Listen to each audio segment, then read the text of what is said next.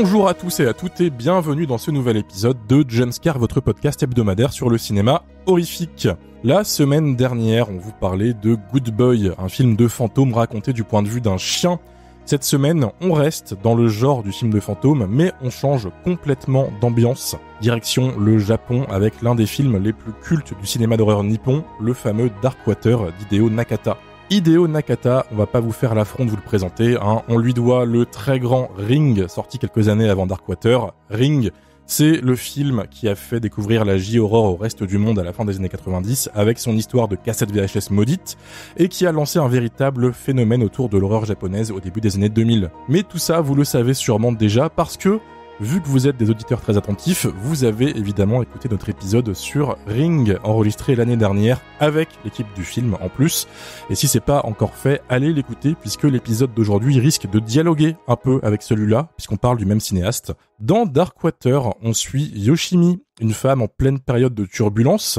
Elle divorce, elle cherche un logement et elle tente désespérément d'obtenir la garde de sa fille de 6 ans, Ikuko. Elle finit par trouver un nouvel emploi et un petit appartement dans un immeuble délabré, mais très vite, le paranormal s'immisce peu à peu dans son quotidien et celui de sa fille. L'eau du robinet devient trouble, des taches d'humidité envahissent le plafond et une étrange petite fille aux cheveux longs, noirs et mouillés semble rôder dans les environs. C'est le point de départ d'un film qui a rencontré un large succès à sa sortie, aussi bien au Japon qu'à l'international. D'un côté, Hideo Nakata sortait du triomphe des 2 premiers Ring, et de l'autre, on était en plein cœur du raz-de-marée mondial de la J-horror. Bref, le timing était parfait, et Darkwater s'est vite imposé comme un des films majeurs du genre, récompensé dans de nombreux festivals, dont Gérard May en France, où il a remporté 3 prix, dont le Grand Prix du festival. Le film est aussi adapté, à noter, d'une nouvelle de Koji Suzuki, déjà auteur de Ring, tiré de son recueil Darkwater en 96. C'est donc un sacré morceau qu'on évoque aujourd'hui, et c'est un film choisi par notre invité du jour, à qui on a offert une carte blanche.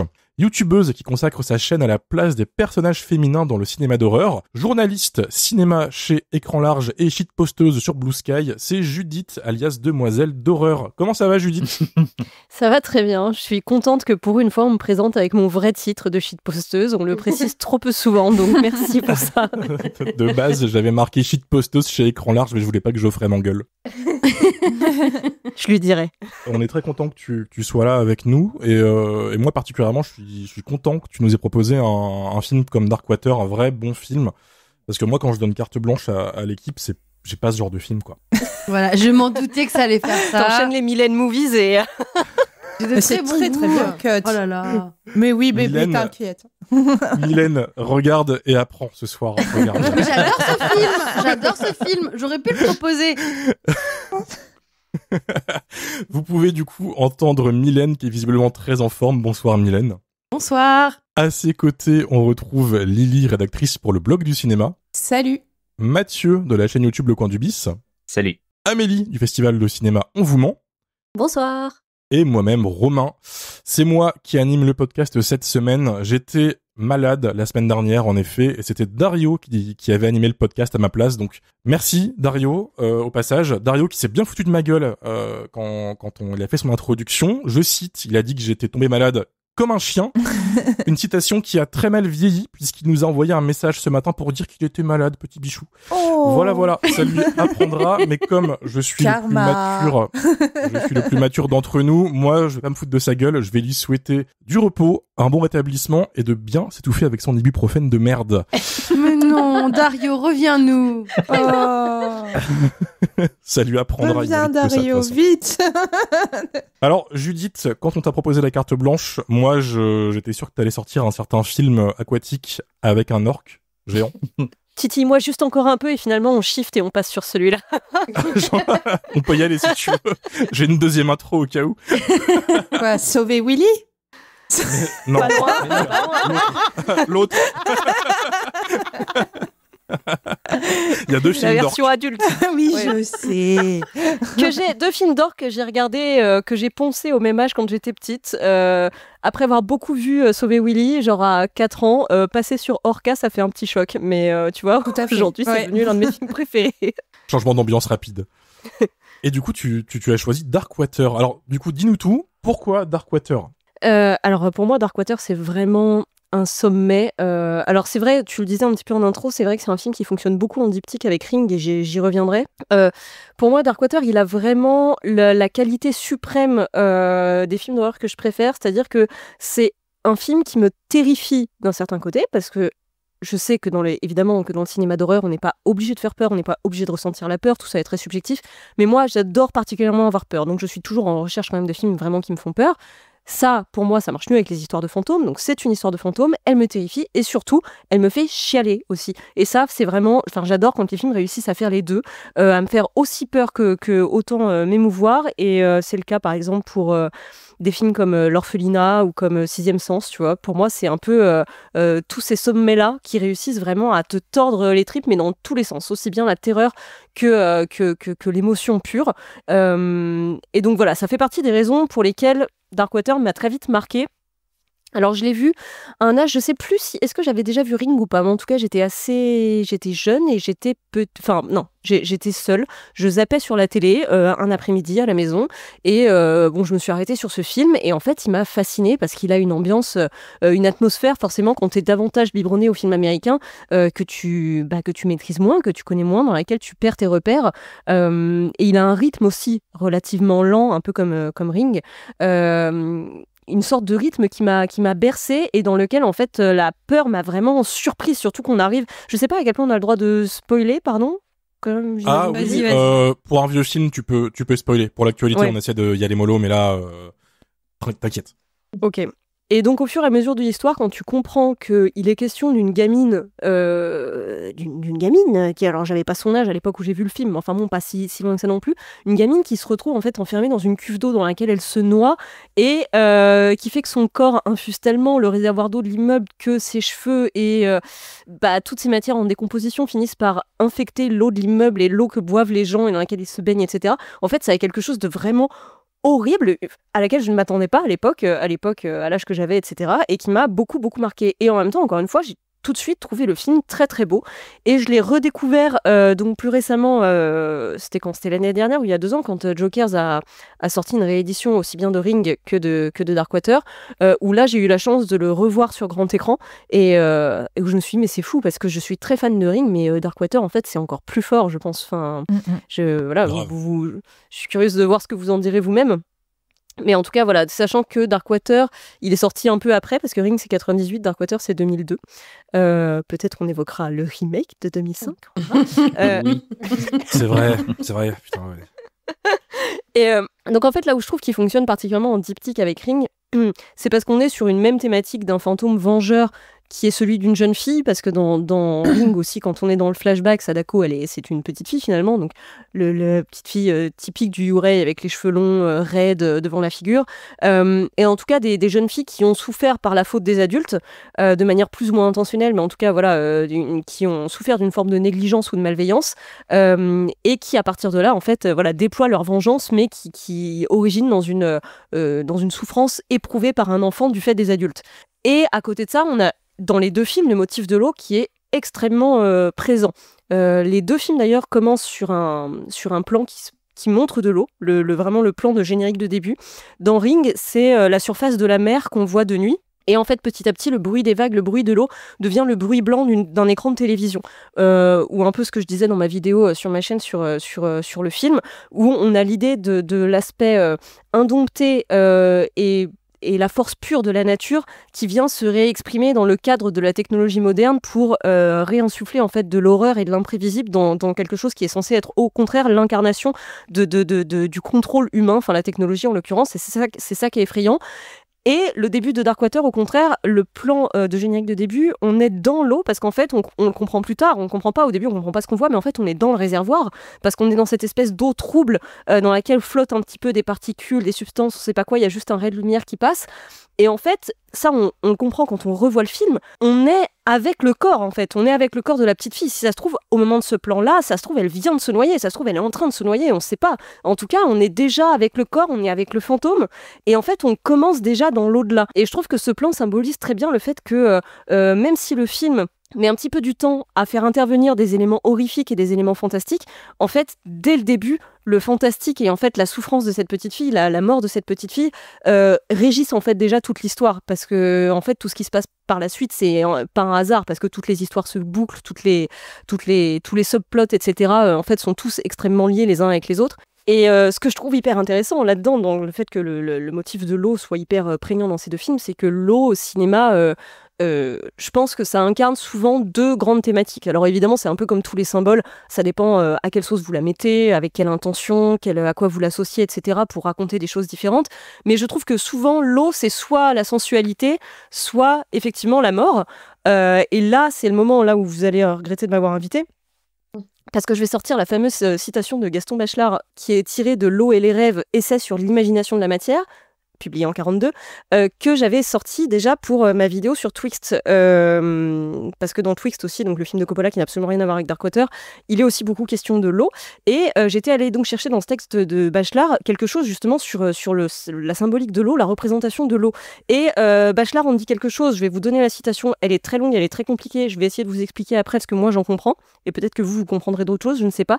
Donc lui, cette citation, pour lui, c'est une analyse du texte d'Edgar Poe, mais je trouve que ça fonctionne aussi très bien avec Darkwater. En tout cas, moi, je trouve ça assez passionnant. Enfin, en tout cas, ce que je comprends de cette citation. Donc, j'y vais. Je lis lentement. Et après, j'essaye d'expliquer comment je la comprends. Donc, l'eau, en groupant les images, en dissolvant les substances, aide l'imagination dans sa tâche de désobjectivation, dans sa tâche d'assimilation. Elle apporte aussi un type de syntaxe, une liaison continue des images, un doux mouvement des images qui désancre la rêverie attachée aux objets. Elle symbolise avec un héraclitéisme lent, doux et silencieux comme l'huile. L'eau éprouve alors comme une perte de vitesse qui est une perte de vie. Elle devient une sorte de médiateur plastique entre la vie et la mort. Alors, ce que je comprends de cette citation, et je ne prétends pas du tout en comprendre, absolument pas, c'est l'idée que, en fait, quand on perçoit des choses à travers l'eau, je ne parle pas de science évidemment, je ne parle que d'esthétique, de symbolique, en fait, l'eau permet de changer la figure des choses. C'est-à-dire que quand vous percevez des choses qui sont plongées dans l'eau ou à travers une vitre qui est mouillée, en tout cas à travers la médiation de l'eau, les choses changent, les choses sont transformées. Les lois de la physique, on va dire, qui régissent ces choses-là, sont transformées aussi. Et en fait, l'eau... les objets vus à travers l'eau ne sont plus les objets en tant que tels, mais ils sont une certaine image de ces objets. Et à ce moment-là, en fait, ces objets qui sont plongés dans l'eau, qui sont vus à travers l'eau, ne sont plus non plus leur fonction propre, leur fonction initiale, mais deviennent une sorte d'image décorrélée de leur fonction, une espèce de représentation de ces mêmes objets. Voilà, une sorte d'image et qui va devenir plus ou moins changeante en fonction des mouvements de l'eau, de cette espèce de miroir que l'eau va proposer. Et donc là où elle est une sorte de passage, comme il dit, de médiateur plastique entre la vie et la mort, c'est parce que du coup, je trouve que l'eau permet de faire exprimer, je crois que c'est ça qu'il dit, que l'eau permet d'exprimer chez les objets tout ce qu'ils sont en dehors des choses qui les rendent vivants. Alors j'essaye un peu de clair. C'est pas facile. C'est parti. C'est-à-dire que, en fait, les objets que vous percevez à travers l'eau, c'est plus les objets eux-mêmes. Et en fait, c'est une image décorrélée de la vie de ces mêmes objets qui peuvent être, du coup, être autre chose que ce qu'ils sont, mais du coup, qui ne sont plus... qui n'appartiennent plus à la vie telle qu'elle est censée exister. Pour moi, c'est un peu ça. Alors, encore une fois, ça ne fonctionne évidemment que dans un monde poétique et quand on parle d'esthétique. Il n'y a rien de scientifique dans tout ça. Mais j'aime beaucoup cette idée, que du coup, l'eau qui crée cette espèce de miroir déformant, traduit les objets dans un état qui est plus proche de la mort que de la vie. En tout cas, c'est un peu comme ça que je le comprends. Et donc, dans la citation, il y a ce mot hyper chiant, donc héraclitéisme. Ça vient du philosophe grec Héraclite de 500 avant Jésus-Christ, je crois, qui disait qu'en gros c'est l'idée que tout, rien ne se crée, rien ne se perd et que tout se transforme et que tout le monde, l'univers et toutes les créatures qui vivent dans l'univers sont toutes dans une sorte de mouvement où en fait l'individu n'existe pas vraiment. En fait, vous n'êtes jamais... c'est comme quand l'idée qu'on va redevenir poussière et qu'ensuite on va donner naissance à de nouvelles choses, etc. C'est que tout... on est un tout qui fait partie d'un même mouvement et qui est sans cesse en mouvement. Et donc, l'eau, en fait, ça ramène un petit peu à ça. C'est-à-dire qu'on est toujours à la fois en train de vivre, à la fois de mourir. On est tous liés, en fait, par ce même élément aqueux. Et donc, en fait, on est sans cesse en train de basculer à la fois vers la mort et vers la vie, etc. Bon, en tout cas, moi, je pense que c'est à peu près ça que dit Bachelard. Et je trouve que c'est vraiment ça que met en scène Hideo Nakata dans Darkwater, parce qu'on a énormément de plans. Alors, on se le disait un peu en off, évidemment, l'eau est omniprésente dans le film, que ce soit la cuve, que ce soit la pluie, que ce soit l'eau de la baignoire, des lavabos. Les moisissures. Voilà, l'eau qui coule du fantôme, etc. Enfin, l'eau est vraiment omniprésente. Et c'est pas juste un motif à l'écran, c'est-à-dire que Nakata va vraiment la mettre en scène. Il y a les plans qui sont filmés à travers des vitres sur lesquelles il y a de la pluie. Il y a aussi, moi, un plan que j'adore et je trouve qui illustre 100% la citation que je vous ai donnée. C'est le moment où il y a de l'eau qui coule du plafond dans un seau, dans l'appartement de Yoshimi, et il y a Ikuko qui se regarde dedans, et il y a une goutte qui tombe et qui vient déformer le reflet de son visage. Et à ce moment-là, cette goutte d'eau et la manière dont Ikuko est déformée par l'eau, c'est là qu'on a que l'eau agit comme médiateur plastique entre la vie et la mort, parce qu'en fait, à travers cette manière de brouiller son visage, elle devient aussi bien Yoshimi quand elle était petite que la petite Mitsuko qui est morte noyée dans le tank. Parce que dans ce rapport entre la petite fille et l'eau qui renvoie à des symboles de quand leurs parents venaient pas les chercher à l'école, etc. Donc ça vaut aussi bien pour Yoshimi que pour Mitsuko que pour Ikuko. En fait, dans ce reflet de l'eau, Ikuko à ce moment-là, elle est ces trois personnes. Comme je le disais, que voilà, les histoires des trois femmes sont entremêlées dans le film. Et en fait, Nakata pense vraiment à ce genre de choses, je pense, quand il filme ce genre de plan, et dans sa manière de mettre en scène l'eau. Et je trouve ça passionnant. Enfin, donc j'ai surtout retenu cet exemple, mais il y a énormément de plans dans le film qui font vraiment intervenir l'eau, encore une fois, pas juste comme un bête motif, pas juste comme un plaisir esthétique, mais réellement comme quelque chose d'extrêmement signifiant et que je trouve passionnant, et qui participe évidemment à la peur. Et alors, je pense que c'est difficile de parler de Darkwater aujourd'hui sans parler de l'affaire qui a un petit peu rendu fou les médias en 2013, évidemment, et qui fait beaucoup penser à l'histoire de Darkwater. Donc c'est survenu bien après, du coup, donc 2013, je disais. Donc je rappelle pour les gens qui n'auraient pas forcément ça à l'esprit, mais donc c'est une jeune femme appelée Elisa Lam, qui était une jeune femme en vacances aux États-Unis, et donc qui s'est arrêtée dans le fameux Cecil Hotel, qui est réputé pour être maudit pour différentes histoires. Donc voilà.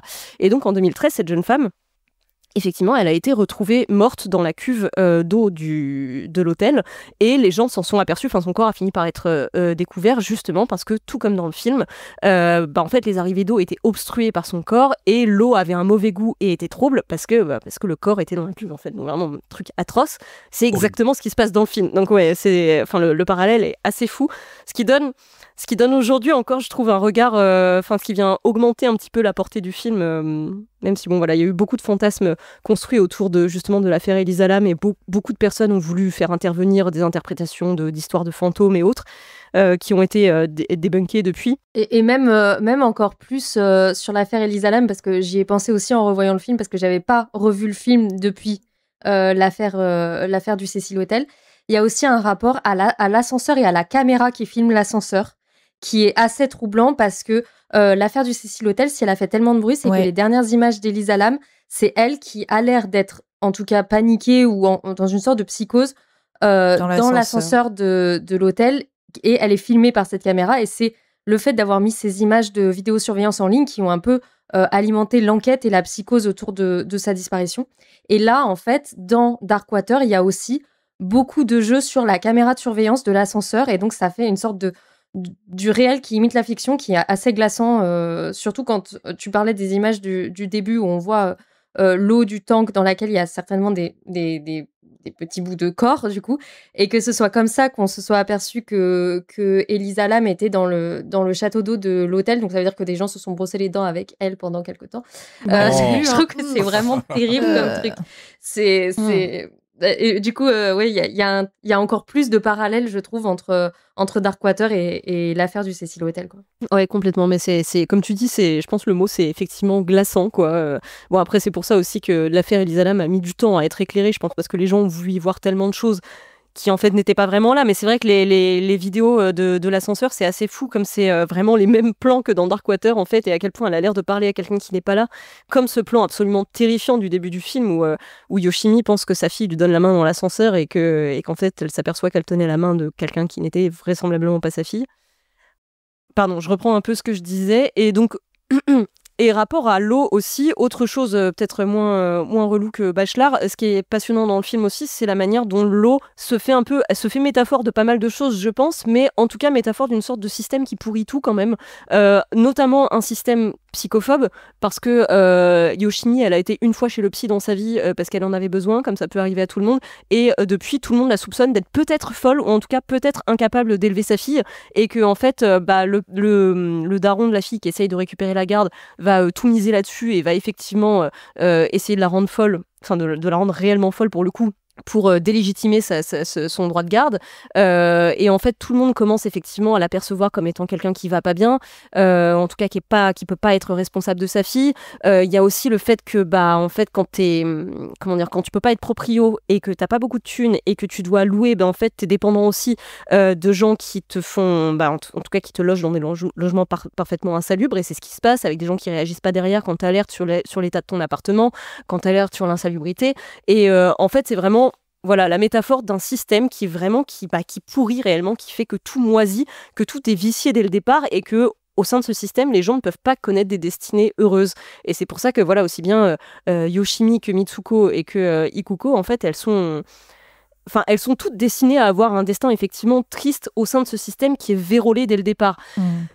Mais justement, par rapport au fait qu'elles sont toutes destinées à avoir un avenir triste, c'est en fait, Yoshimi, justement, elle a conscience de ça. Et là aussi où je trouve que le film fonctionne en diptyque avec Ring, c'est que justement, elle vient briser le cercle. Vraiment comme ce qui se passe dans Ring, c'est qu'en fait, elle comprend effectivement ce qui se passe et elle comprend que finalement, elle, de par son expérience de ses parents qui l'ont abandonnée, elle est plus proche en fait de ce qu'a vécu Mitsuko, donc la petite fille qui a disparu, le petit fantôme, que de ce que va peut-être pouvoir vivre sa fille, justement, en espérant qu'elle ait droit à un avenir meilleur.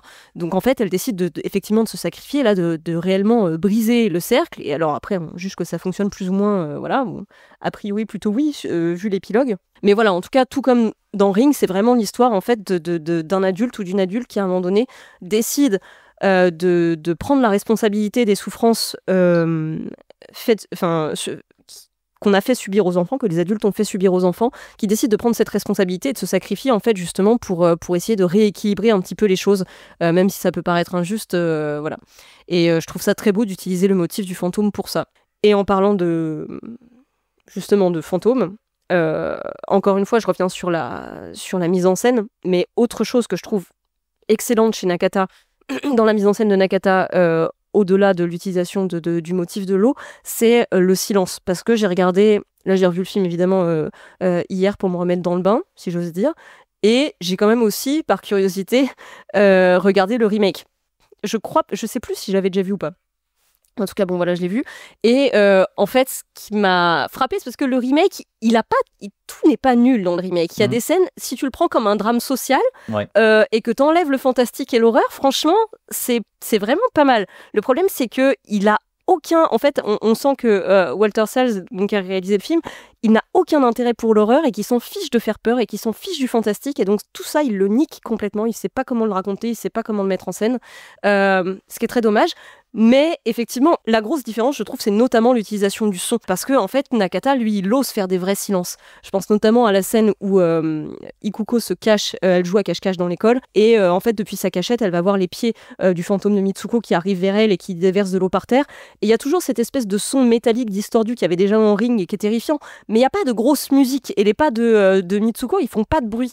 Et en fait, Nakata, pendant plusieurs secondes, il ose vraiment jouer avec le silence. Il y a plusieurs morceaux comme ça dans le film que je trouve, moi je trouve qu'en fait le silence c'est quasiment ce qui me fait toujours le plus peur au cinéma. Et donc ça, il ose le faire, là où dans le remake, évidemment, on a de la grosse musique tout le temps, non-stop, et que l'horreur ne fonctionne jamais. Et autre chose qui fonctionne pas dans le remake et qui m'a fait revoir à quel point Nakata avait bien pensé sa mise en scène, c'est que dans le remake, vous n'avez quasiment que des plans serrés sur les visages, en tout cas des plans poitrine, des plans épaules, et notamment dans les moments où ça fait peur. Et c'est-à-dire que lui, surtout Walter Salles, dans le remake, il donne un visage au fantôme, et il va vraiment le filmer de manière frontale. C'est une petite fille qui a un physique normal, parce que c'est aussi l'héroïne quand elle était petite. Et en fait, on va avoir des plans extrêmement inintéressants, où vous avez un visage et vous avez un décor derrière. Alors que Nakata, déjà, lui, il va pas du tout surdécouper. Il va avoir des plans qui sont relativement longs. Et surtout, il va avoir beaucoup de plans relativement larges dans lesquels vous allez vraiment avoir les perspectives de l'appartement. Vous allez avoir d'abord le personnage qui est pas forcément très gros dans le plan, qui va prendre une petite partie du cadre, puis vous avez la pièce autour de ce personnage, et derrière, vous avez une ouverture avec derrière le couloir ou une autre pièce. Vous avez toujours des longues perspectives comme ça, des longues ouvertures, on va dire, où en fait, non seulement c'est hyper efficace en termes de spatialisation quand vous faites de la mise en scène, mais en plus, vous ménagez l'espace dans lequel plus tard vous allez faire apparaître un fantôme. Parce que c'est déjà dans la logique de la mise en scène de sous-entendre qu'il y a une présence plus loin dans la pièce, en fait. Et ça, c'est évidemment quelque chose qui n'est pas du tout présent dans le remake américain, mais quelque chose qui est extrêmement bien pensé dans la mise en scène de Nakata. Et ça intervient bien avant dans le film, bien avant qu'il y ait réellement des scènes horrifiques et réellement des apparitions du fantôme. Et c'est tout con, hein, c'est quelque chose dont on n'a pas forcément conscience comme ça quand on regarde le film. Mais quand on regarde le remake, la différence de niveau qu'il y a dans la mise en scène, elle est vraiment frappante, quoi. On sent qu'il y a quelqu'un d'un côté qui comprend comment mettre en scène l'horreur, comment mettre en scène spécifiquement les fantômes, l'épouvante, en tout cas la présence de quelque chose qui hante. Ce qui est absolument pas le cas dans le remake, encore une fois, qui aurait dû se contenter d'être un drame social, quoi. Voilà, j'ai l'impression d'avoir déjà été insupportable, donc voilà ce que je voulais dire déjà. T'inquiète. J'aimerais bien rebondir sur la citation de Sébastien Bachelard, c'est ça? Oui, Gaston. Sur l'eau, Mathieu avait dit un truc super intéressant dans notre épisode sur Ring, sur le fait que l'eau symbolise la mort, qui était déjà très présent dans Ring, et on peut aller encore plus loin là-dessus. Au Japon, l'eau symbolise le passage entre la vie et la mort. C'est un lieu de passage, en fait, souvent. Ils ont leur équivalent du Styx, donc j'ai plus le nom, je crois, attends, je l'ai noté. Le Sanzu no Kawa, qui est une rivière à traverser pour les âmes, pour rejoindre l'au-delà.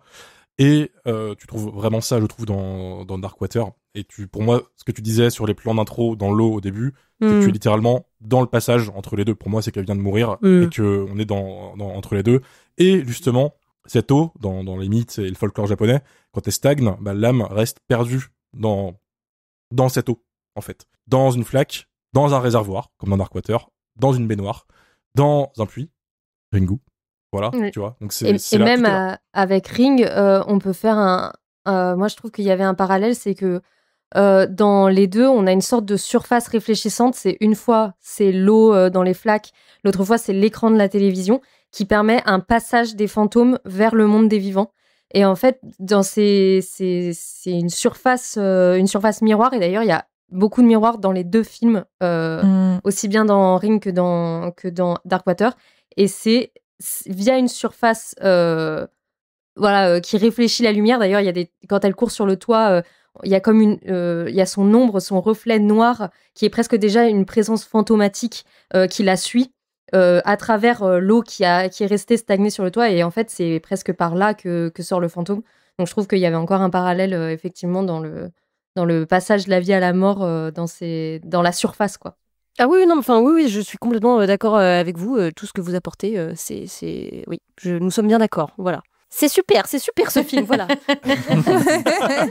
Mathieu, je parlais de toi à l'instant. Darkwater, qu'est-ce que t'en as pensé, toi? Oh sans surprise, c'est un film que j'aime beaucoup. Alors je m'excuse par avance parce que je vais probablement répéter pas mal de choses que soit Judith a déjà dit, soit que j'ai moi-même déjà dit dans notre épisode sur Ring. Mais pour ma part, ma découverte de Darkwater s'est faite quasiment en même temps que mon visionnage de Ring. J'ai le souvenir en fait d'une nuit de l'épouvante qui était passée sur Canal+, il y a donc plus de 20 ans en arrière, qui était présentée donc par Jean-Pierre Dionnet, et donc il y avait Ring.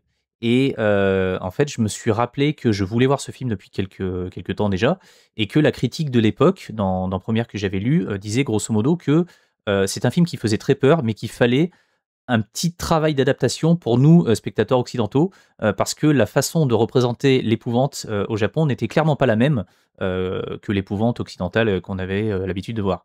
Donc voilà, donc j'étais méga chaud bouillant à l'idée de découvrir ce fameux film qui avait l'air de terroriser tout un pays et dont j'entendais de plus en plus parler. Et effectivement, le film m'a absolument terrifié pour des questions de pure mise en scène, d'histoire, de son, enfin tout était vraiment parfait, quoi. Mais je me rappelle surtout que avant la présentation de Ring, Jean-Pierre Dionnet en fait avait teasé le fait que peu de temps en fait avant donc la programmation de cette nuit, Jean-Pierre Dionnet avait donc pu voir le nouveau film d'Hideo Nakata, donc Darkwater, et l'avait qualifié de film le plus effrayant qu'il ait vu à ce jour. Donc je me suis dit, ok, là je vois enfin Ring, film que je veux voir depuis très longtemps, mais je garde en tête que au-delà de ça, il y a un autre film qui s'appelle Darkwater et qui a l'air d'être phénoménal. Et donc, quand Darkwater est enfin sorti en France dans les salles de cinéma après le succès de Ring, j'y suis allé franchement illico. Et je me rappelle avoir été peut-être un peu moins effrayé qu'avec Ring, parce qu'il y a aussi l'effet de surprise. Enfin, on découvre littéralement une nouvelle façon, en fait, enfin, pour nous en tout cas occidentaux, de filmer l'épouvante. Et donc, il y avait toute la vague de J-horror qui est arrivée derrière. Enfin, Ring, c'était vraiment la base de tout ça, enfin, en tout cas pour nous. Et je me rappelle surtout de 2 spectateurs qui sont sortis de la salle en disant mais qu'est-ce que c'était de la merde, c'était pourri, ça faisait pas peur, c'était nul, voilà. Et dans ma tête, je me suis dit mais qu'est-ce que c'est que ces 2 cons? Et c'est là où j'ai vraiment réalisé qu'effectivement, il y avait, comme disait en fait la critique de Gérard Delorme en fait dans Première à l'époque, une espèce d'apprentissage à faire pour appréhender en fait ces films-là correctement. Et je pense qu'aujourd'hui, c'est acté que voilà, les films japonais, enfin les films d'épouvante japonais ne sont pas filmés de la même façon que les films d'épouvante occidentaux, et en particulier les films d'épouvante hollywoodiens. Mais quand on y est réceptif, et c'était mon cas et c'est toujours mon cas, il y a moyen à ce que ça fasse peur, voire même très peur. Le film le plus effrayant que j'ai vu de ma vie dans une salle de cinéma, je l'ai revu il n'y a pas très longtemps, c'est un film qui s'appelle Deux Sœurs, et qui pourtant est un film coréen, mais qui découle aussi de cette vague de films de fantômes japonais. Et le film le plus effrayant tout court que j'ai vu de ma vie, peu importe le support, je l'ai vu 2 fois en vidéo, 2 fois j'ai dû faire pause en plein milieu tellement j'en pouvais plus, et je l'ai revu en salle. Après, là, je le connaissais déjà, c'était peut-être un petit peu moins efficace, mais bref, c'est un film qui terrorise absolument tout le monde. C'est un film qui s'appelle Kairo et qui contient, à mes yeux, une des scènes, peut-être même la scène la plus effrayante de l'histoire du cinéma. Chef-d'œuvre. Voilà, il y a un travail très précis sur le son, sur l'image, qui fait qu'on ressort absolument terrifié de ce truc-là. Mais bref, voilà, pour toute cette vague de J-horror en fait qui a fait les beaux jours des amateurs début 2000, Darkwater, c'est clairement un sommet. Et ce qui m'a frappé en fait quand je l'ai revu donc il y a quelques jours, parce que c'est un film que j'ai vu déjà bien, je pense 5 ou 6 fois, c'est, comme l'a dit Judith, en fait à quel point il est lié à Ring. Alors il est lié évidemment parce que c'est le même réalisateur, c'est adapté en fait du même romancier, mais il y a quand même beaucoup en fait beaucoup de choses qui se répètent. On a dans les 2 cas une mère et sa fille en proie à une société japonaise patriarcale qui passe son temps en fait à les juger et à leur foutre des bâtons dans les roues. Comme on l'a dit déjà pas mal de fois, l'eau au Japon a une signification autre par rapport à ce que nous on peut y mettre en Occident. Pour nous, l'eau c'est synonyme de vie. Pour les Japonais, c'est synonyme de beaucoup de choses, mais c'est aussi, comme on l'a dit, synonyme de mort. Pas oublier que l'eau, enfin pour eux, c'est les tsunamis, c'est tout ce qui se ramasse dans les dents quotidiennement. Et du coup, on peut s'amuser, comme dans Ring, à voir en fait à quel moment arrive l'eau, à quel moment en fait l'eau est représentée à l'écran par rapport à l'histoire. Dans Ring, c'était la manifestation de Sadako avant que le personnage principal regarde la fameuse VHS maudite. On pouvait comme ça voir un petit peu des espèces de trucs qui annonçaient en fait la catastrophe à venir. Il y avait, comme disait Judith, en fait le premier plan qui annonçait aussi ce qui allait se passer, de la même façon que le premier plan de Darkwater, c'est encore une fois de la flotte, avec un petit rayon de lumière comme ça qui vient nous détourner de l'horreur en fait qui est en face de nos yeux, parce que très clairement on est en train de flotter avec des restes du cadavre d'un enfant. Bref, voilà. Mais ce qui est marrant aussi, c'est que quand on regarde Darkwater, l'eau encore une fois n'est pas placée à n'importe quel moment. Et surtout, ce que j'ai remarqué la dernière fois, c'est que l'eau en fait s'arrête, enfin par exemple la pluie s'arrête de couler au moment précis où en fait la gamine monte au niveau du toit. Et en fait, quand on réfléchit un petit peu, on se rend compte que c'est le moment où le contact s'est fait entre la gamine morte dans le truc de flotte et la gamine bien vivante. Et en fait, la pluie s'arrête comme par miracle en fait à ce moment-là et va reprendre après pendant toute la durée du film, quoi. Voilà. Il y a aussi le fait que dans les 2 cas, on retrouve un fantôme piégé dans un élément de pierre verticale. Dans Ring, c'est un puits, et dans Darkwater, c'est littéralement un immeuble. Donc Darkwater est un film qui a eu un petit peu plus de budget que Ring, mais je peux pas m'empêcher de penser que c'est un petit peu la même chose, et que Darkwater est presque une version plus de Ring, enfin en tout cas au niveau de ces thématiques-là. On retrouve aussi le même truc, à savoir quelque chose qui est beaucoup utilisé dans le cinéma de J-horror, c'est-à-dire ce mélange entre quelque chose d'ancien, enfin qui appartient au Japon, au vieux Japon, et quelque chose de très moderne. Et en fait, on a généralement un fantôme qui provient de quelque chose d'ancien qui va ressurgir en fait dans le présent via quelque chose en lien avec la modernité, avec une certaine modernité, quoi. Donc c'est le fantôme mort dans un puits qui va se servir d'une télévision pour terroriser en fait les vivants dans Ring. Et là, en l'occurrence, on a une gamine morte dans un immeuble, un vieil immeuble. C'est précisé pas mal de fois. Le truc, il est quasiment laissé à l'abandon. Enfin, c'est une ruine, mais qui va se manifester pour la première fois dans un ascenseur. Ascenseur qui fait aussi office de passage presque entre les mondes, puisque c'est principalement dans cet endroit que va se manifester le fantôme via en fait, encore une fois, l'élément aquatique, puisqu'il y a une fuite en fait à cet endroit-là. Et encore une fois, c'est un ascenseur qui va être synonyme de pas que de passage entre les mondes, mais d'une certaine modernité, puisque dans cet ascenseur, il y a une caméra de télévision. Et c'est aussi via cet écran de télévision qu'on va voir pour la première fois cette fameuse figure de fantôme en fait avec les cheveux noirs, comme on voyait Sadako à travers un écran de télévision, quoi. Voilà, donc il y a beaucoup de choses en fait qui reviennent en fait d'un film à un autre, et j'ai cette impression en fait j'ai vraiment cette impression que Darkwater est une espèce de film terminal en matière de J-horror, c'est-à-dire que j'ai pas souvenir qu'on ait fait peut-être plus subtil. Et encore, enfin subtil, je mets des guillemets, parce que voilà, quand on a vu Ring, bon, on est en terrain inconnu, mais tout ce qui va arriver après, tu vois, c'est les The Grudge et c'est ce genre de trucs, enfin les films de Shimizu qui sont très efficaces, mais qui sont un peu plus bourrins, quoi, qui sont un peu plus rentre dedans. J'ai peut-être pas forcément vu les bons films ou quoi, mais j'ai pas le souvenir que Nakata ait fait mieux que Darkwater. J'aurais été curieux de voir ce qu'aurait pu donner une troisième adaptation d'un des récits en fait du romancier, mais voilà, enfin Darkwater, c'est un petit peu. C'est pas lui qui a fait Ring Zero? Je crois pas qu'il ait fait Ring Zero. Non, c'est pas lui.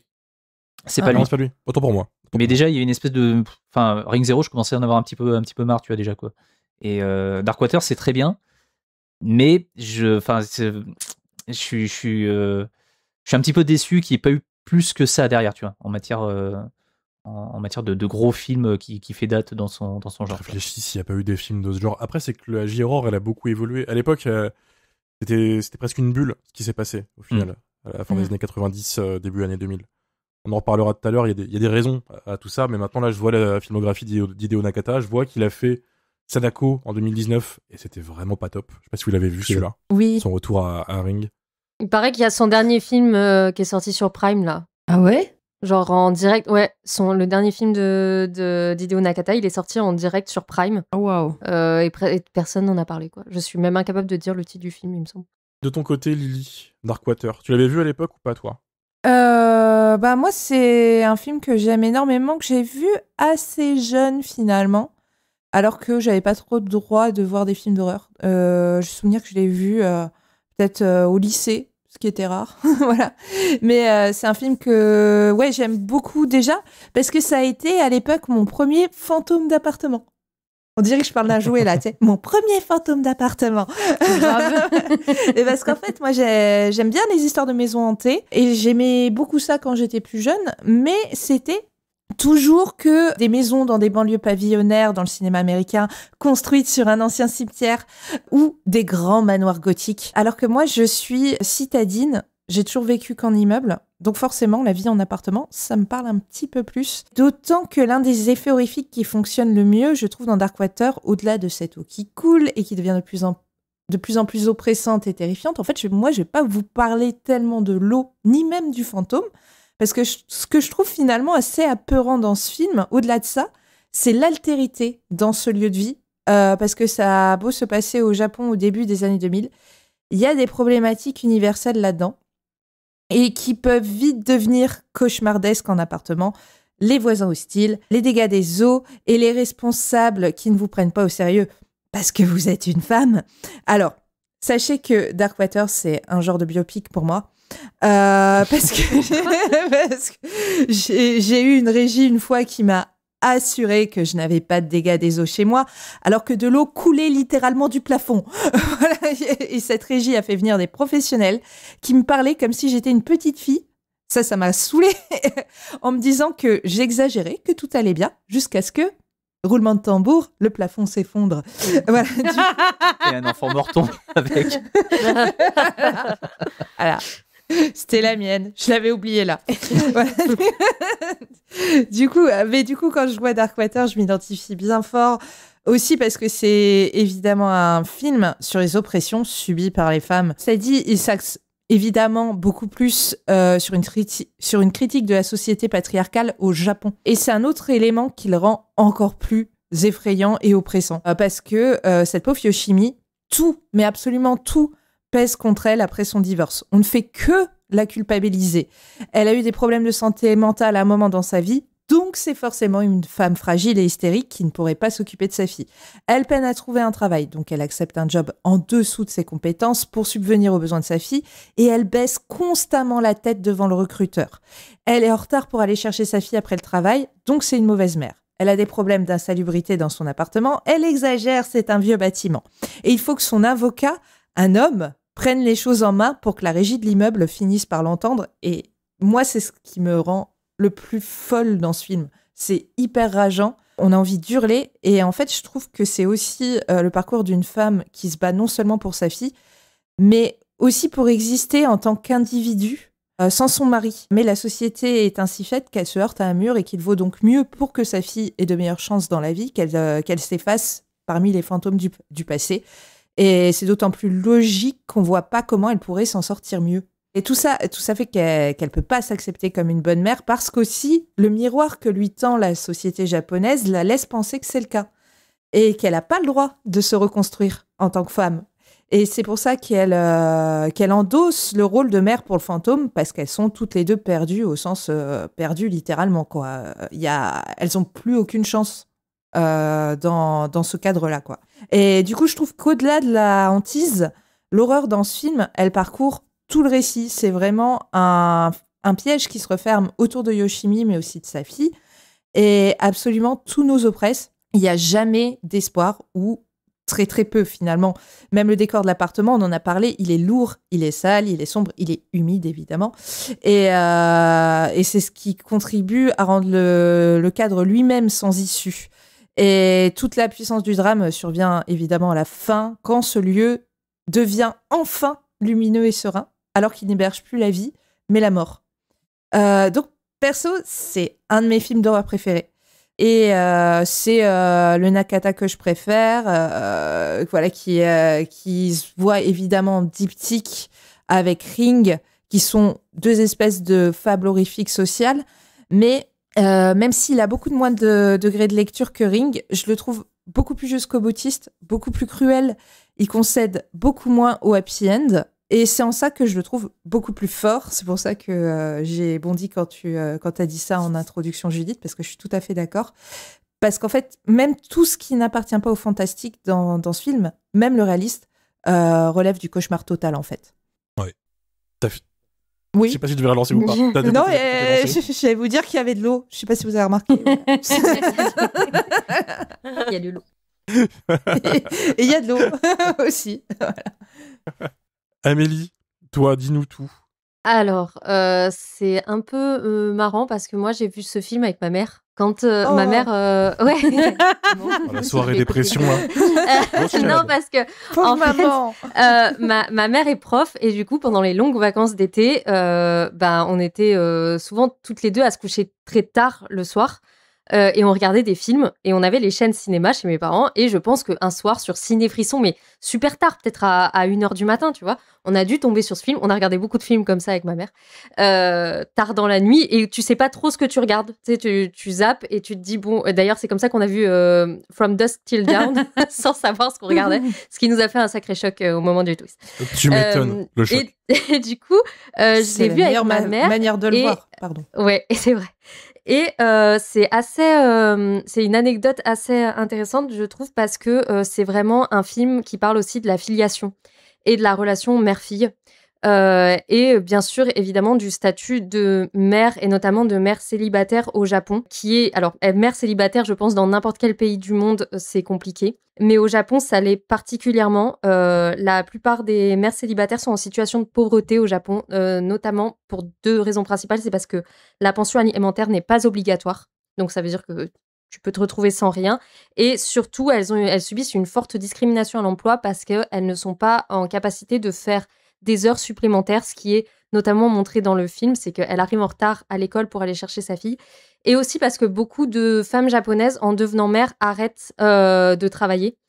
Comme c'est le cas de l'héroïne, c'est-à-dire que la maternité et le développement de la carrière et de la vie personnelle, tout simplement, est assez compliqué pour les femmes japonaises. Et ça, je trouve que le film le met bien en évidence, parce qu'on a un rapport à la maternité qui est assez fort, surtout parce qu'elle accepte de devenir la mère du fantôme. Et ça, c'est quelque chose d'assez particulier. Il y a assez peu de films qui font ça.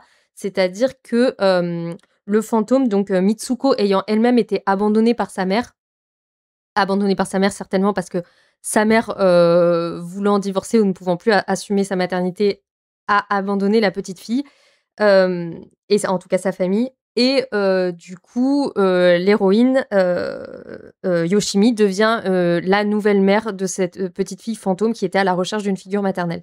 Et ça, il y a quelque chose qui m'a frappée en revoyant le film, c'est que finalement, ce château d'eau, il est presque comme une sorte d'utérus métallique qui est le symbole de cette nouvelle grossesse, de cette nouvelle maternité qui arrive. On a même à un moment le fantôme qui frappe sur les bords du château d'eau et qui imprime comme ça les empreintes de ses membres comme le ferait un bébé dans le ventre de sa mère en fait. Et on a Yoshimi qui colle son oreille pour entendre le fantôme, la petite fille à l'intérieur qui flotte à l'intérieur du château d'eau. Et on a cette scène d'ascenseur qui fait beaucoup penser à Shining, bien sûr, qui est encore plus impressionnante selon moi parce qu'il met une petite fille au milieu, ce qui est quand même techniquement assez compliqué à faire, de ce que j'ai compris, parce qu'il fallait quand même pas que la petite fille se prenne des litres d'eau dans la tête. Mais du coup, on a cette scène d'eau qui sort de l'ascenseur qui arrive juste après que Yoshimi ait accepté d'être la mère du fantôme. Et en fait, c'est une rupture de la poche des os, quoi. C'est un nouvel accouchement. Parce que c'est presque le premier... le début de notre séparation physique avec notre mère, il commence par ça. Par la perte des os, en fait. C'est le début de l'accouchement. Le début, à peu près. Bon, ça peut commencer avant. Mais, et du coup, il y a symboliquement le fait que Yoshimi est une nouvelle petite fille sans être passée par la grossesse. Elle est passée par une grossesse métaphorique qui est dans cet immeuble. C'est une gestation à travers cet immeuble. Et le fait qu'elle soit en rupture avec sa propre fille. Elle a dit au revoir à sa fille. Elle a rompu physiquement avec sa propre enfant. Et donc, on est comme ça sur une sorte de rapport terrible à la maternité et au fait même d'accoucher et au fait même de se séparer de ses enfants, parce qu'on se sépare tous de nos parents à un moment ou à un autre, mais là, ça arrive un peu tôt parce que elle-même, Yoshimi, a été elle-même apparemment en rupture, enfin, a été abandonnée par ses propres parents. Et Hideo Nakata lui-même dit qu'il a été principalement élevé par sa mère et sa grand-mère parce que son père était assez peu présent dans leur foyer. Donc il y a aussi une rupture comme ça avec un membre de la famille qui est retranscrit dans ce film. Donc je voulais pas repartir sur l'eau et tout ça parce que je me disais que vous alliez certainement partir là-dessus. Donc voilà, j'ai essayé de chercher un nouvel angle et j'ai trouvé celui-là. Donc voilà, je vais pas m'étendre plus que ça. Mais sur la difficulté d'être mère, qui est très, très marquant dans Darkwater, je trouve. J'aime beaucoup Amélie qui nous dit en début de podcast « Ah, j'ai pas beaucoup bossé », puis elle me sort une dinguerie quand même. Parce que sans effort. J'étais au Festival Lumière, excusez-moi. Ah, pardon. Moi, je bosse pas, j'ai genre 2 mots. En mode, oui, c'est cool. Il y a de l'eau. Oui, il y a de l'eau, c'est ça. Toi, t'es en mode, ouais, donc l'accouchement, nouvelle, etc. Mais d'ailleurs, ça m'a fait penser au remake d'Evil Dead, où là, il y a le même truc de l'ascenseur de Shining, mais avec le sang qui sort, et cette fois, c'est plus un avortement. Oui. Donc, on a vraiment un truc sur les ascenseurs qui sont des utérus, mais il faut qu'on réfléchisse collectivement là-dessus. C'est pas dans Evil Dead Rise, ça ? Si, c'est dans Evil Dead. C'est Evil Dead Rise. Ouais. Evil Dead Rise. Ouais. Non, c'est pas le remake. Si. Non, c'est pas le remake. C'est le dernier en date. Oui. Evil Dead Rise. Celui qui est dans les tous les Evil Dead sont des remakes d'Evil Dead à ce stade, de toute façon. Je suis plus loin que ça. C'est surtout de la merde. On n'aura pas ce débat. Pas maintenant. Et ce qui est marrant, c'est que cette scène en fait de l'ascenseur, elle est totalement absente du remake. Moi, le remake, je l'ai enfin vu il y a quelques heures là, parce que vraiment, j'avais absolument pas envie de me le farcir, tellement pour moi, en fait, le film original avait tout dit. J'ai enfin sauté le pas.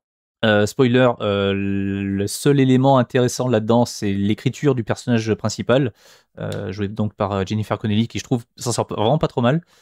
Tout le reste, en fait, c'est comme l'a dit Judith, c'est pas bien. Mais voilà, même elle peut rien y faire. Le film n'est vraiment pas bon.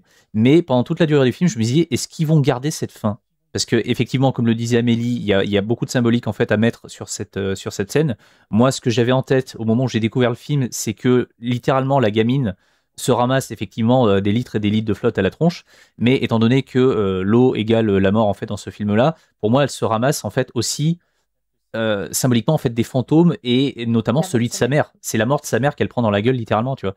Et je me suis dit, putain, c'est quand même vénère, d'autant plus qu'après le contre-champ, c'est la gamine en fait dans la flotte, en larmes et tout, qui vient de comprendre que sa mère a disparu sous ses yeux, quoi. Enfin, c'est une des fins les plus tragiques et les plus horribles que j'ai vues dans un film. Enfin, ouais, c'était un trauma ce truc-là. Et je me suis dit, putain, est-ce que les Américains vont garder ça? Spoiler, non, pas du tout. La scène finale, en fait, le climax du film, ça se passe dans la salle de bain, c'est pourri. Et comme l'a dit Judith, en fait, c'est un champ contre champ avec un fantôme cadré. On voit sa tête, on voit tout, alors que le seul moment où on voit le visage du fantôme dans le film original, c'est un plan qui est absolument terrifiant, qui encore une fois se passe dans un ascenseur. Mais oui. Et ça, c'est totalement absent aussi du remake. Enfin bref, voilà. Enfin, encore une fois, c'est un drame social qui oublie totalement qu'à la base, il a été aussi un film d'épouvante. C'est désastreux. Et il montre entièrement le fantôme dans le remake américain. Ouais, et il n'y a aucun travail à ce niveau-là. Oui. Enfin, c'est pourri. Oui, parce que c'est comme du coup, il joue sur la symbolique de le fantôme, en fait, c'est vraiment un peu comme l'héroïne quand elle était petite, donc elle est juste jouée par la même actrice, mais genre en mode petite fille, toute propre, toute normale, alors que dans Darkwater, dans l'original, elle est en décomposition, elle est dégueu, tu vois. Elle est dégueulasse, elle est terrifiante. Et pourtant, quand il est sorti, je me souviens qu'il avait été, par le public du moins, beaucoup plus apprécié. Généralement, les gens préféraient le remake à la version originale, mais je pense que ça tient du fait que, ce qu'expliquait Mathieu, en fait, il était plus lisible de notre point de vue d'occidentaux, je pense. Comme le cercle. Ouais, voilà, le cercle. Ceci dit, je suis allé voir, par curiosité, je suis allé voir en fait les critiques cinéma tout à l'heure pour voir un petit peu ce qu'ils en pensaient, et globalement les avis sont vraiment pas. Enfin, c'est mitigé, quoi. Ça se regarde, mais c'est pas ouf, quoi. Enfin, préférez quand même l'original. Encore une fois, le film est pas foncièrement mauvais ou désastreux, c'est juste il est passable en fait. Voilà, tu le regardes et tu l'oublies aussitôt, quoi. Donc je pense effectivement que les personnes qui ne connaissaient pas le film original se sont dit, ah waouh, putain, ok, il y a des thématiques, il y a quelque chose. Enfin, le film il traite d'un truc important, c'est peut-être un peu original ou quoi. Mais je pense que s'ils avaient vu le film de Nakata avant de voir celui-ci, leur avis aurait été sensiblement différent, quoi. Possible. Mylène, Darkwater, qu'est-ce qu'on en a pensé? Moi, j'adore ce film. J'ai découvert quand j'étais ado. Je l'ai découvert parce que à l'époque, j'avais vu Pulse, le remake américain. Et c'est là que je me suis rendu compte que les Américains faisaient plein de remakes de films asiatiques. Et du coup, j'ai regardé tous les films asiatiques que je pouvais trouver. Et donc, j'ai tout regardé en même temps. Et j'ai vu de mémoire Darkwater en même temps que m'étonne, Kairo. ça te ressemble pas, tous les trucs comme ça. Pas du tout. Et ouais, du coup, j'ai vu Darkwater et Kairo en même temps. Et du coup, pour moi, c'est vraiment ces films, ils évoluent dans le même monde en termes de colorimétrie et tout. Vraiment, je les vois tout le temps en diptyque. Bon, sauf là, j'ai revu Darkwater, mais pas avec Kairo pour une fois. Et ça m'a fait plaisir parce que ça faisait très très longtemps que je l'avais pas revu. Je pense que je l'avais vraiment pas revu depuis l'adolescence. Entre-temps, j'avais dû voir le remake et je m'en souviens vraiment pas. À part que dans ma mémoire, on voyait beaucoup plus le fantôme de la petite fille. Je pense que j'ai imaginé des choses, ou peut-être qu'à l'époque, j'ai eu peur et du coup, je me suis imaginé qu'on la voyait plus que ça. Mais du coup, c'était très chouette de le redécouvrir, et surtout avec la nouvelle restauration de Jokers. L'année dernière, j'avais acheté le 4K et donc j'avais très très hâte de le voir avec une belle image et non pas en VHS sur Okeru, Lily. Et parce que t'aimes pas le fun. Non, j'aime pas le fun. Et effectivement, ça se regarde comme ça. Non, pas du tout, pas du tout. Effectivement, je préfère Darkwater à Ring, mais pour plein d'éléments. Mais l'élément principal, c'est que je déteste le personnage féminin dans Ring, alors que dans Darkwater, je la trouve incroyable. C'est vraiment tant le jeu d'acteur, le jeu d'actrice qui est ouf, et vraiment cette relation mère-fille que je trouve assez folle. Pourtant, il y a des thématiques qui sont assez similaires dans les deux films, mais j'ai l'impression que Darkwater, il est plus, je sais pas, plus sincère, il m'énerve moins en fait. Je suis énervée par le patriarcat, je suis énervée par le fait que cette mère, elle n'existe pas du moment qu'elle est divorcée, qu'en fait, elle n'a pas le choix, qu'elle va forcément avoir un rôle comme ça soumise au patriarcat. Ça m'énerve, mais je préfère ce développement dans Darkwater. Et surtout, ce que j'aime beaucoup dans Darkwater, c'est que c'est un film que je vois un peu comme une grande peinture.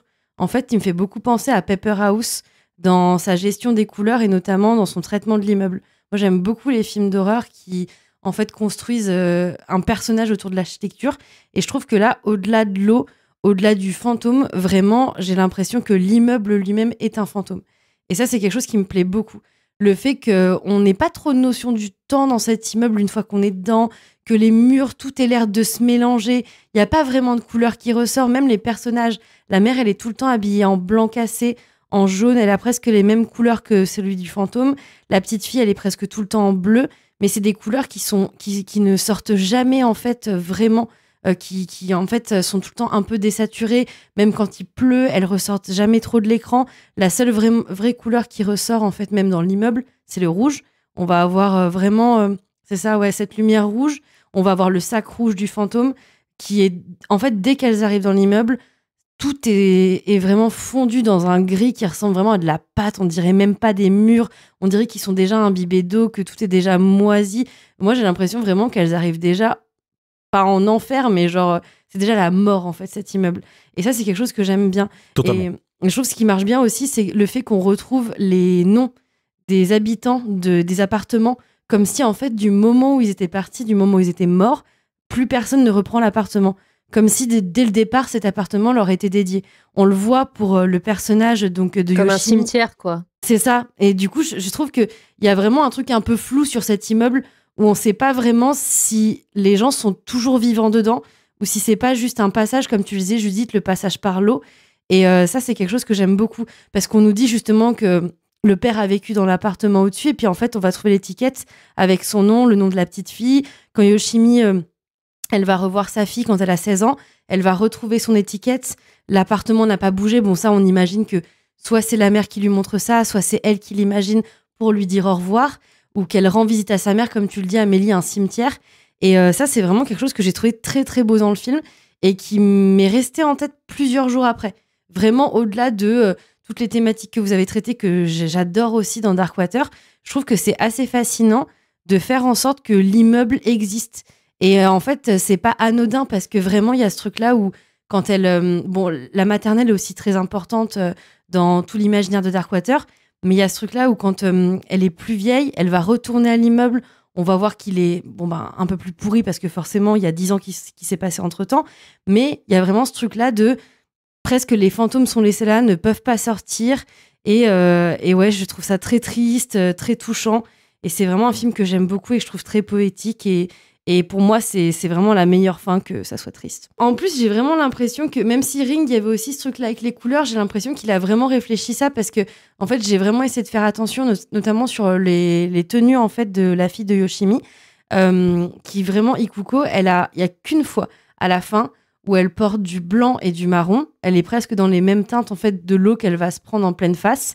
Mais sinon, elle est toujours dans un bleu très doux, quelque chose presque du domaine du rêve. Et en fait, on peut se dire que ce qu'on voit, c'est presque les souvenirs de Ikuko qui essaye de nous retracer ce passage de sa vie où elle était avec sa mère et qu'on a vraiment un peu cet imaginaire enfantin. Et c'est pour ça que tout n'est pas expliqué, qu'il y a des trucs qui sont un peu flous. Surtout que l'image, elle brille un peu à ce moment-là. Ça glow un peu, c'est très bizarre. Ça, en fait, j'aime bien que ça soit flou aussi là-dessus. Qu'on puisse aussi être dans les souvenirs d'une enfant qui va nous conter ce qui s'est passé à ce moment-là, parce qu'il y a aussi ce truc-là de... même aussi, Yoshimi, la mère, elle le dit qu'elle aussi, c'est une fille d'enfant divorcée. Ce passage-là où elle a pas trop compris ce qui se passait, comment elle l'a vu, elle. En plus, même ses réactions quand elle a 16 ans, qu'elle retourne voir sa mère et qu'elle lui dit « t'étais là, personne me l'a dit, du coup, on revit ensemble ». Mais genre, c'est un peu lunaire comme discussion. Et du coup, moi, j'aime bien me dire que c'est vraiment tout ce qu'on voit, c'est à travers les yeux d'une enfant. Je trouve que c'est... en tout cas, c'est ma vision à moi, quoi. Et toi, Romain, quelle est ta vision ? Eh bien, écoutez, ça va être dur de passer derrière vous tous parce que vous avez poncé le film comme prévu, mais d'un côté, c'est le jeu. Darkwater, je l'ai chopé quand j'étais genre préadolescent sur CinéFX il y a très longtemps. Et j'étais arrivé à la fin et j'avais juste un souvenir marquant d'un plan. C'est justement dans cette séquence que tu viens d'évoquer, Mylène, où Ikuko, plus vieille, retourne dans l'appartement et qu'elle voit sa mère, et que t'as un moment où il y a la petite fantôme qui est derrière elle dans le flou de l'image. Ce plan m'avait terrifié. Oui, moi aussi, il m'avait fait très peur. C'était mon premier contact, je pense, avec la J-Horror. Je l'ai revu plus tard, à froid. J'ai adoré, je pense que, je le revois tous les 2-3 ans. Pour moi, c'est mon Nakata préféré, c'est mon film de J-Horror préféré. Juste devant Noroi, qui est pas loin, Noroi the Curse, qui est un fun footage qu'on évoquera un jour, j'espère, qui est génial. Mais c'est un très grand film. J'ai pas de meilleur moyen de le décrire que venez pour la flip, restez pour la chialade, parce que c'est un film d'une tristesse infinie, et à chaque fois, je chiale comme pas possible à la fin, tellement, en fait, c'est beau.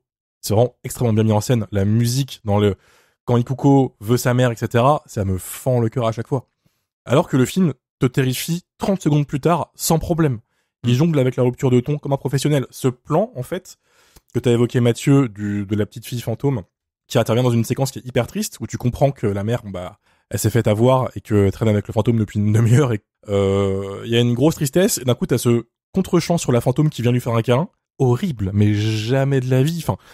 Terrifiant. Elle est gluante, elle est dégueulasse, on voit même pas son visage, on dirait que c'est juste, elle est plate, elle est grise. Elle est fondue, quoi. Hein. Ouais, Mais en plus, il est trop malin parce qu'il joue avec le jumpscare. Parce qu'il y a la main qui sort de la porte doucement et tu te dis au début, ça pue du cul, vite barrez-vous. Oui. Et tu fais, c'est bizarrement filmé. Je crois pas que ce soit le fantôme. C'est ça. Mais c'est un jumpscare qui est très bien mis en scène, puisqu'en fait, il te le tease depuis le début. Tu la vois déjà sortir d'un immeuble, d'un appartement au loin, au début du film. Tu te dis, oh putain, c'est la suite de ça. En fait, non, il te chope comme ça. Et c'est la suite du moment aussi, justement, où elle tient sa main dans l'ascenseur en pensant tenir la main de sa fille, quoi. C'est vraiment... C'est ça. Ouais. Il boucle toute la boucle. Et ce plan est excellent. On revoit même pas le visage, en fait, de la fantôme plus loin. Elle est toujours de dos, t'as toujours ses cheveux sur son visage. Mais pas besoin. Tout est dit. C'est fou. Le seul point qu'on n'a pas abordé, c'est que tout ce qu'on a évoqué dans l'épisode... C'est l'eau. Oui, alors, non, justement. Non. Attends, ma brain, j'ai perdu mon texte. Tout ce qu'on a évoqué dans cet épisode, c'est que tout ça, ça découle d'un événement socio-économique. Alors attention, on va parler politique. Le mot en paix. Attention, chers auditeurs, ça peut en choquer certains. Tu veux dire que le cinéma est politique. Voilà. Attention, ça peut...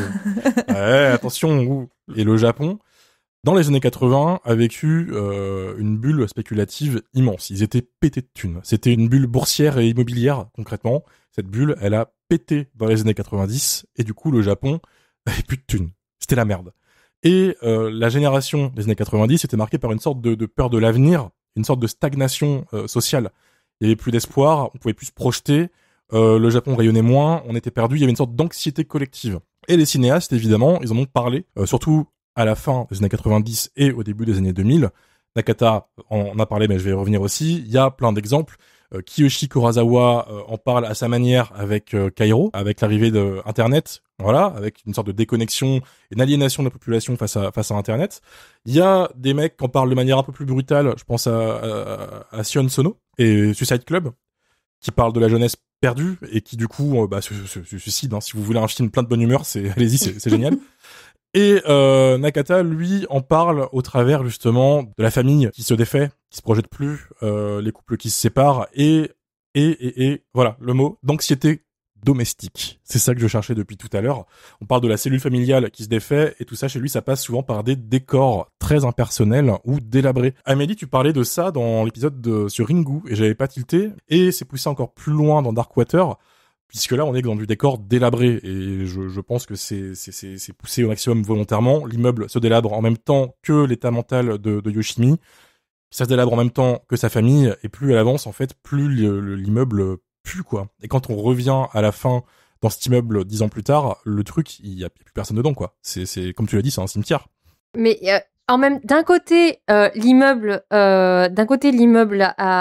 c'est encore plus abîmé, mais d'un autre côté, on n'est pas non plus sur l'urbex, tu vois. C'est-à-dire que si tu laisses un appartement abandonné un immeuble abandonné pendant 10 ans, quand tu rentres, ça ressemble pas à ça. Tu vois, ce serait tagué, il y aurait des gens qui seraient venus visiter, des trucs comme ça. Il y a quand même dans le hall d'entrée, une sorte de truc comme si les gens étaient un peu partis la semaine dernière, tu vois. Et l'immeuble, il est figé il a pas de temporalité, en fait. Il est dans sa bulle. Mais j'aime bien, il y a une séquence que j'aime bien qui illustre un peu tout ce propos que je viens juste d'avoir sur la bulle qui pète et l'anxiété qu'ils avaient. C'est que elle arrive dans l'appartement, elle se rend compte qu'il est tout pourri, hein, et ils foutent du papier peint sur les moisissures. Ils réparent Ils le pas. font constamment, oui. Ils cachent. Ouais, ils cachent. Ils savent que c'est la merde, mais ils font comme si tout allait bien. Parce qu'ils peuvent pas faire autre chose, au final. Ils sont bloqués. Et c'est vraiment quelque chose qui est très présent dans l'esthétique du cinéma japonais horrifique des années fin 90, début 2000. Pas que horrifique, hein, d'ailleurs. On pourrait en parler pendant des heures.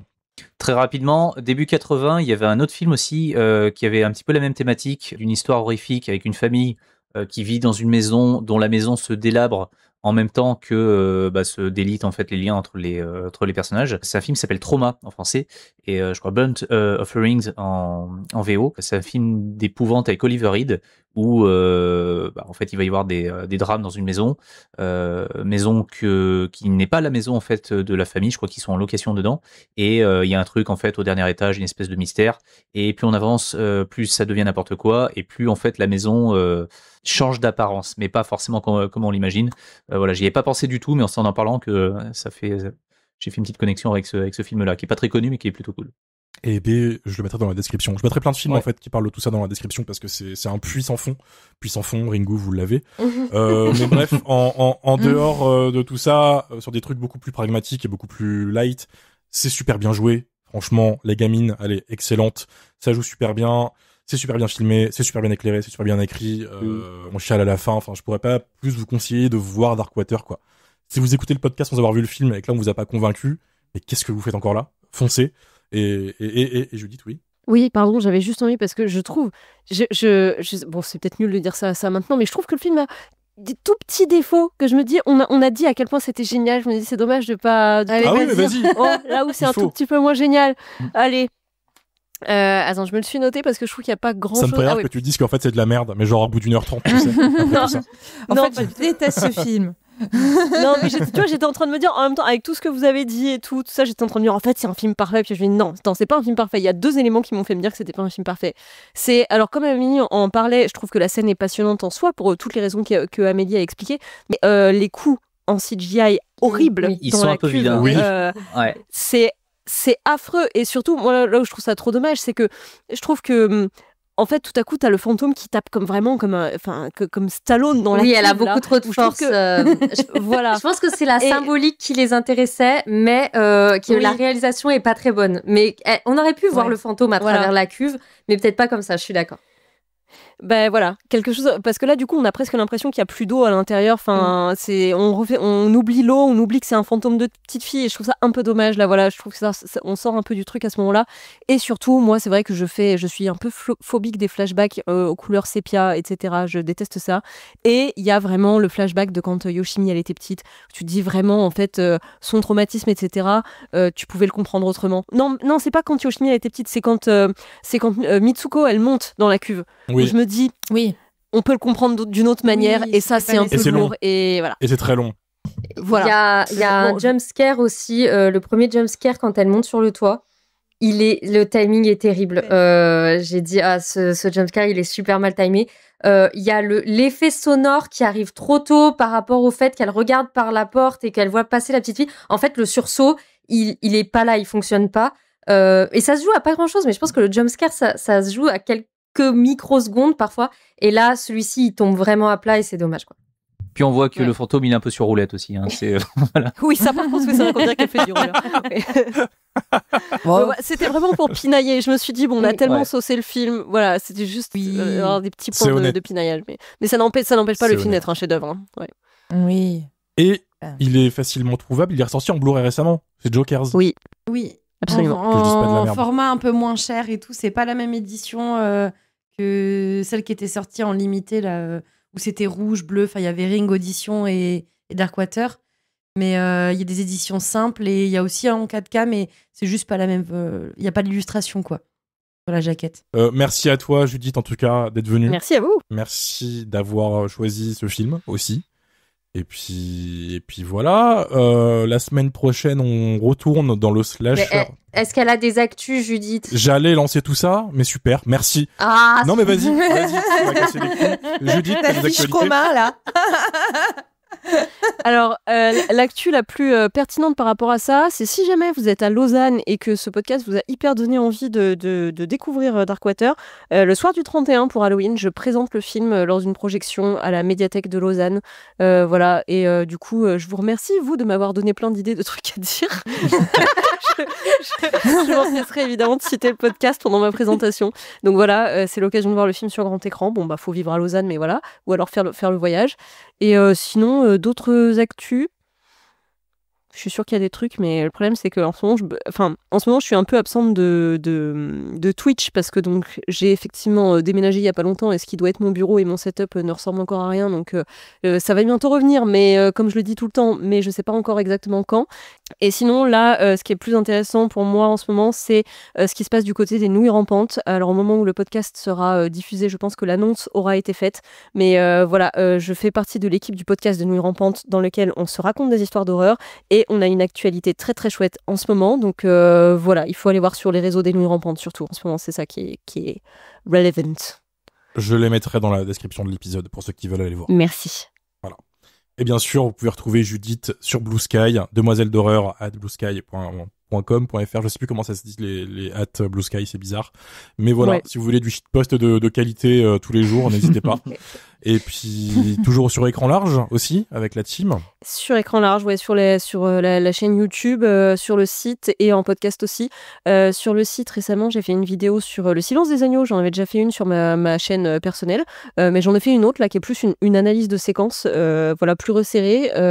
Et j'en ai fait une aussi sur Mort ou Vif de Sam Raimi. Bref, en ce moment, j'ai la chance de traiter plein de films que j'aime. Ah. Donc, Et t'es dans les bonus d'un Blu-ray qui sort là. Ah oui, bien sûr. American Attends, Psycho. Oh, bien sûr, merci de me le dire. Voilà. American Psycho ressort dans une magnifique Waouh, édition elle est belle, hein. 4K, machin. Oh. Elle est très très belle, rouge métallisée.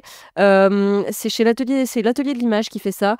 Et donc, vous avez beaucoup de bonus, dont 5 scènes coupées, le Downtown des années 80, c'est un documentaire de 30 minutes, un commentaire audio de la réalisatrice. Et alors, je savais pas qu'il existait, donc je pense qu'il est nouveau.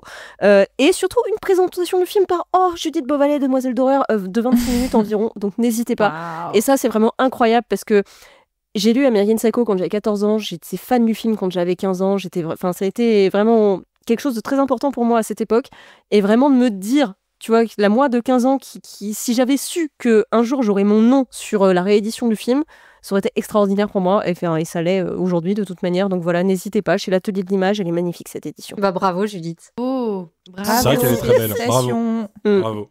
Et puis voilà, de notre côté niveau actu, on se retrouve la semaine prochaine. On retourne dans le slasher, ce que je disais tout à l'heure avant qu'Amélie me coupe honteusement. Ouais, mais c'est Oh oui. c'est un bon slasher.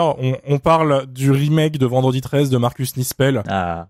en présence Ah. du bon Marcus qui nous a repris en otage. Voilà, parce qu'il aime bien faire ça ces temps-ci. Enfin, une bonne nouvelle. Et voilà. Et après, dans 2 semaines, on reparle de slasher avec le slasher. Voilà. Là, ça va être le règle, Mathieu. Prépare-toi. Prépare du au lit. Ça Souviens-toi commence- alors, l'été dernier 2. Non, là, je me barre. si tu veux, Lily. Prépare ton Moi, je épisode. préfère.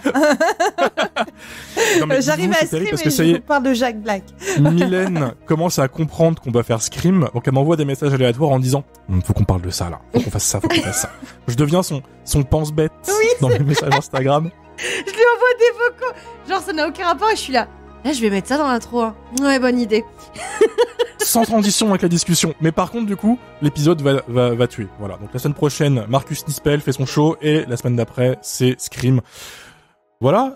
D'ici là, portez-vous bien et puis on se dit à vendredi prochain. Des bisous. Salut. Salut.